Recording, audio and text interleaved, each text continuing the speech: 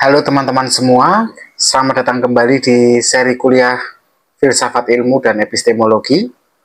Di episode sebelumnya kita kemarin sudah bahas tentang John Locke dan empirisme, tapi kali ini kita akan melangkah lebih jauh lagi ke arah yang jauh lebih menantang. Kita akan bicara tentang pemikiran seorang filsuf yang namanya adalah David Hume. Ya, David Hume ini adalah filsuf yang skeptis, filsuf yang meragukan adanya kepastian dalam ilmu.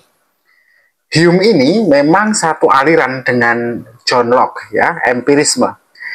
Tetapi dia tidak hanya meneruskan pemikirannya John Locke, tapi juga mengguncangnya hingga ke akar.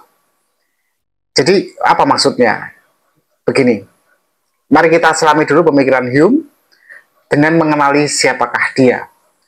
Jadi David Hume ini adalah seorang filsuf dari Skotlandia yang hidupnya abad ke-18 ya, di era ketika memang ilmu pengetahuan semakin berkembang pesat.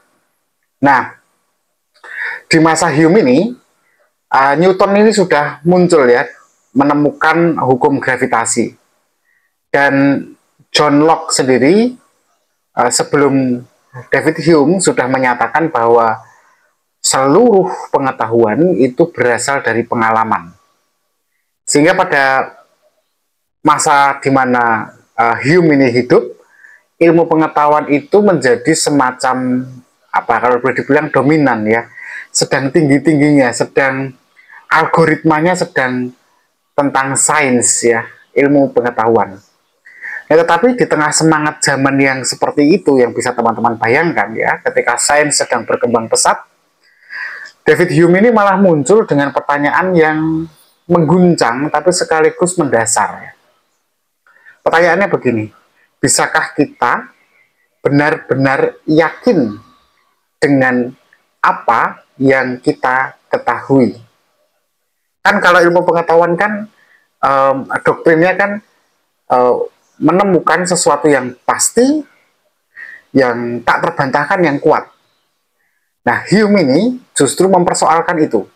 Apakah kita yakin dengan apa yang kita anggap sebagai pengetahuan kita itu sendiri?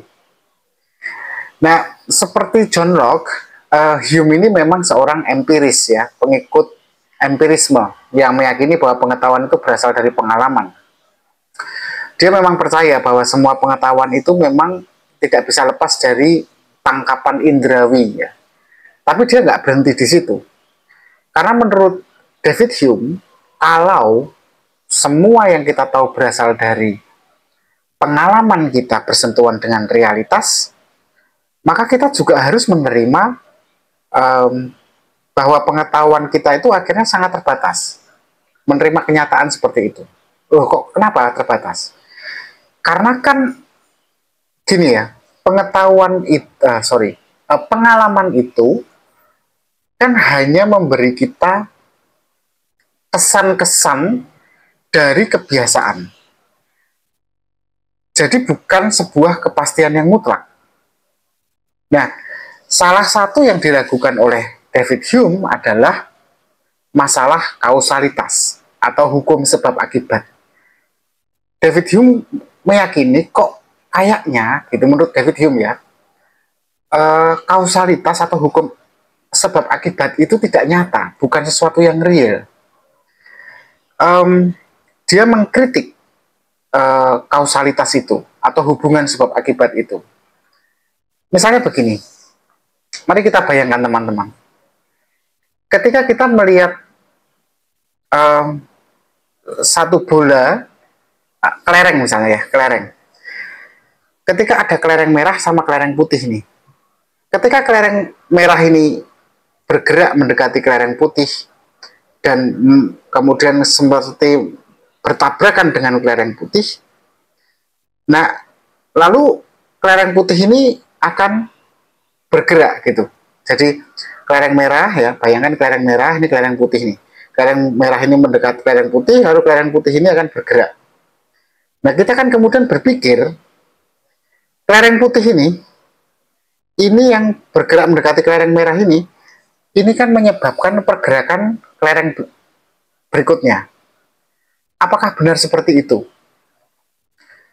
Atau misalnya kalau gampangnya bola biliar ya, ketika kita memukul satu bola biliar, dan bola biliar itu menyentuh bola biliar yang lain, lalu bola biliar yang lain itu akan bergerak. Apakah itu, karena kita kan pasti spontan berpikir ini pasti disebabkan oleh bola pertama yang kita pukul ini. Nah, Hume malah bertanya, David Hume, apakah ini sebab akibat?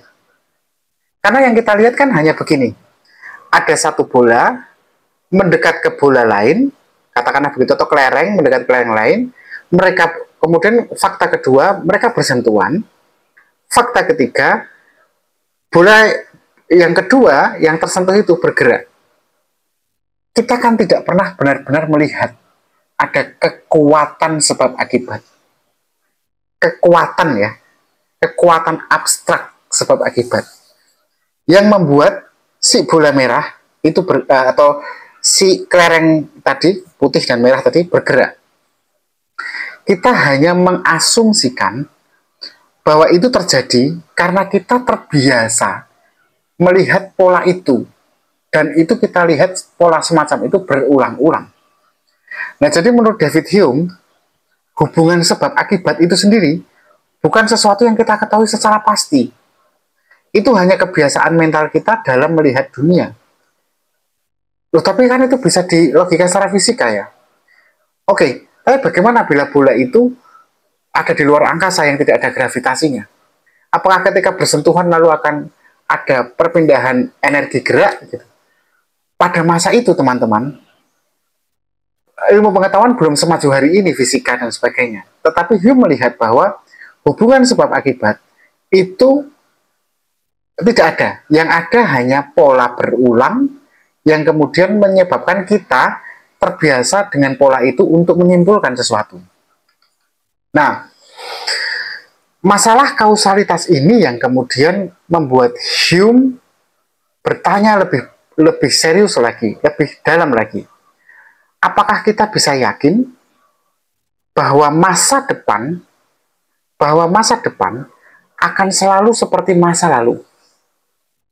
Misalnya begini, selama ribuan tahun, matahari selalu terbit dari timur setiap pagi.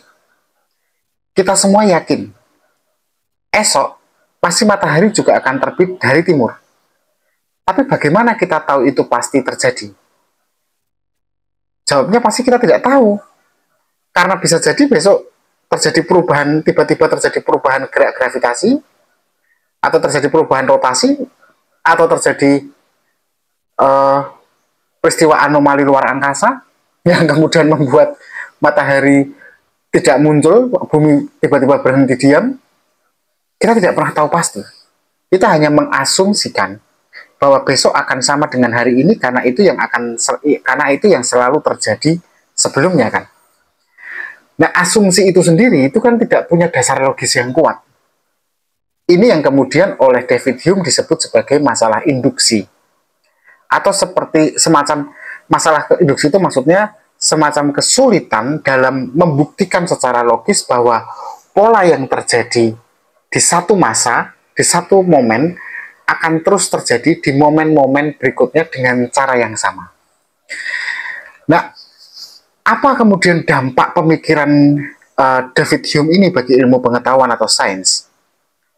Sekarang teman-teman coba bayangkan, jika semua ilmu pengetahuan didasarkan pada, kan selama ini ya, ilmu pengetahuan kan didasarkan pada kausalitas dan induksi kan.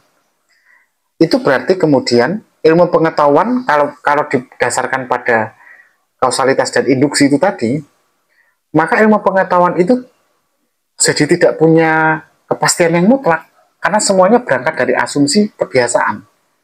Nah, David Hume tidak mengatakan bahwa ilmu pengetahuan lantas tidak berguna, sains tidak berguna. Dia cuma mau menunjukkan bahwa kita harus lebih rendah hati dalam memahami batas-batas ilmu pengetahuan itu. Ilmu pengetahuan itu bekerja ternyata itu berdasarkan probabilitas. atau kemungkinan, bukan kepastian yang mutlak. Maka teori-teori ilmiah, selogis apapun, itu selalu bisa salah. Jika apa? Jika ada bukti baru yang kemudian membantahnya. Nah, tentu saja pemikiran David Hume ini bukannya tanpa kritik ya.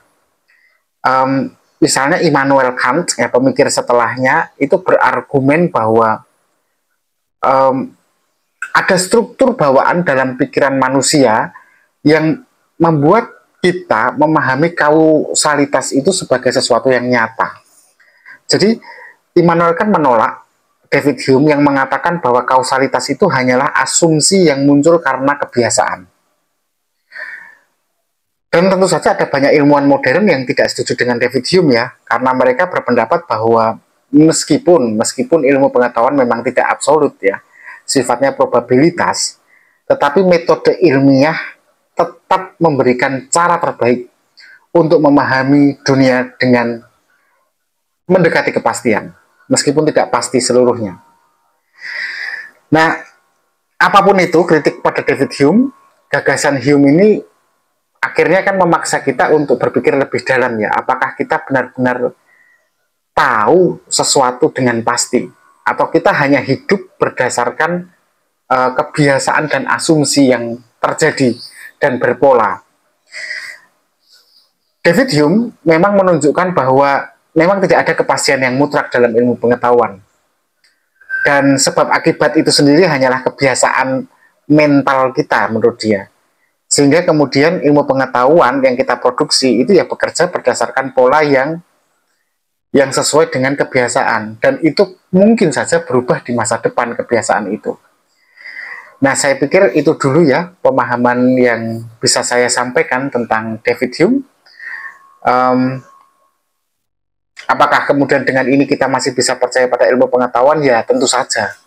Tapi kita juga harus sadar bahwa ilmu pengetahuan itu tidak pernah bisa memberikan kepastian atau kebenaran yang absolut. Kita harus tetap rendah hati, karena hanya dengan cara itu kita bisa memahami dunia sampai hari ini dengan berbagai macam anomali dan perubahan-perubahannya. Terima kasih, kita akan ketemu lagi di video selanjutnya nanti tentang Immanuel Kant ya. Tapi untuk hari ini sudah cukup. Tetaplah berpikir kritis. Terima kasih.